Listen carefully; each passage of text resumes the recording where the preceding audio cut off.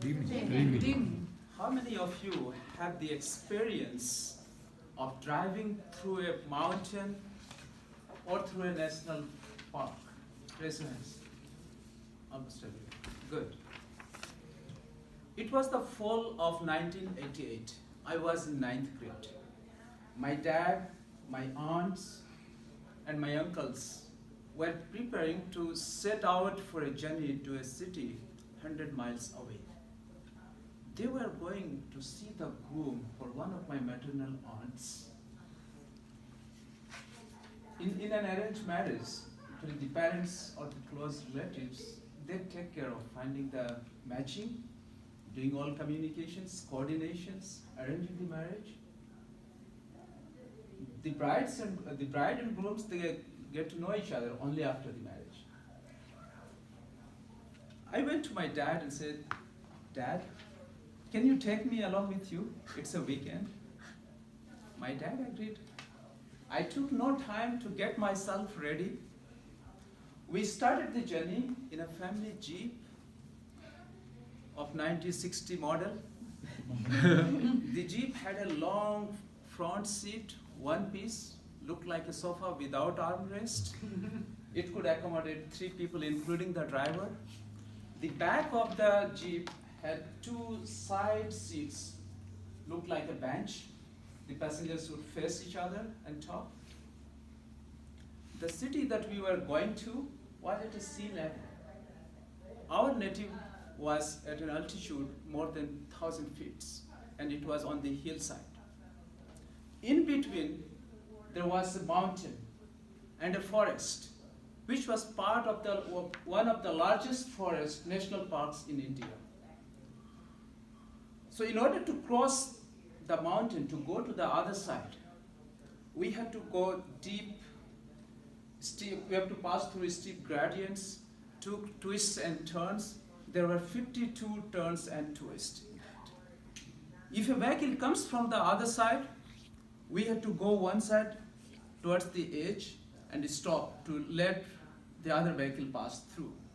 And I could see through the plastic see-through windows of the jeep. Actually, the jeep was covered with a canvas.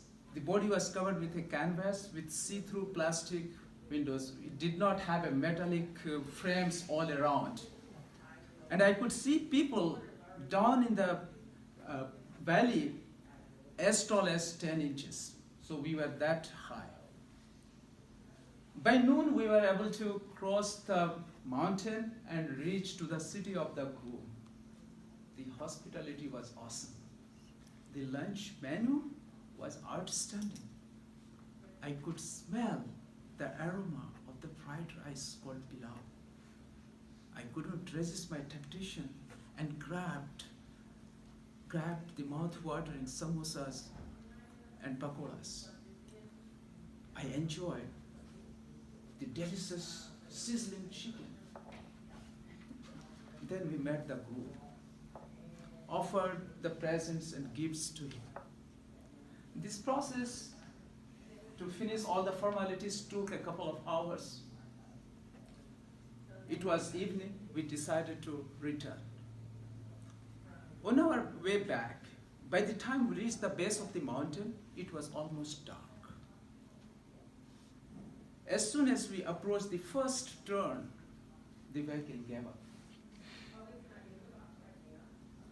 It started losing its power. If you accelerate, you will hear the sound. My dad was the driver. He managed to pull the vehicle aside. It was dark. The road was empty. There was no street light. The nearest city was 20 miles away. We didn't have a cell phone. My venerable dad had some mechanical experience. He found this as the right time to demonstrate his skills to all of my uncles, aunts, and to me. He called my uncle and asked, "Go get a large stone and put that behind the rear wheel of the jeep to prevent it sliding due to gravity." Then he opened the bonnet,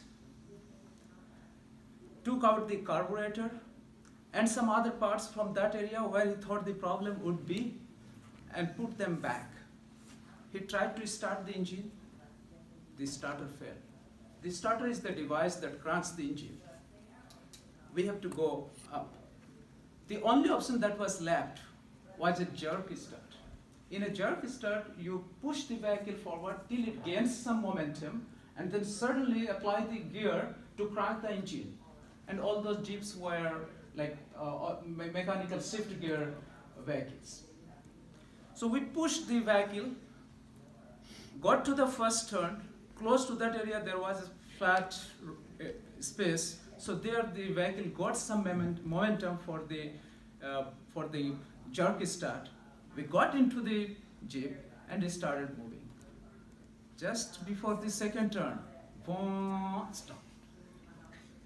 We did the same thing, pushed the vehicle, had another jerk start. This time we decided half of us will get into the Jeep, another half will walk. And we thought the Jeep probably did not have enough horsepower to carry the load of 10 people. At the time, the vehicle moved a little further. We were happy. But again, after a couple of turns, it started behaving the same way. And we also repeated the same trick. Push it further, start, some of us got into it, and then go forward. We continued that. We took breaks, turns, and continued that process. After 11 hours, we were able to cross the 52nd turn. There was a sigh of relief. We were happy that even though it was 4 a.m. in the morning, we were able to reach the safer zone. From there, it takes a couple of hours to reach the home, and the area is flat in that side. We got home in 2 hours. If I reflect to that experience, I find that the individual contributions for each of us was insignificant. But together, it produced a great success. It gave a result because of which we were able to surmount the mountain. We overcame that challenge along with a broken Jeep. So when we work together, the mission impossible becomes mission possible. Often we think that our individual efforts are very minute in nature. We underestimate our effort, overlook its effectiveness, and we hesitate to take the next step. So whenever we come across with that situation, we must remember that drops of water together form an ocean. We alone can do so little. But when we work together, we can do so much. Together, we always go far. Back to Toastmasters.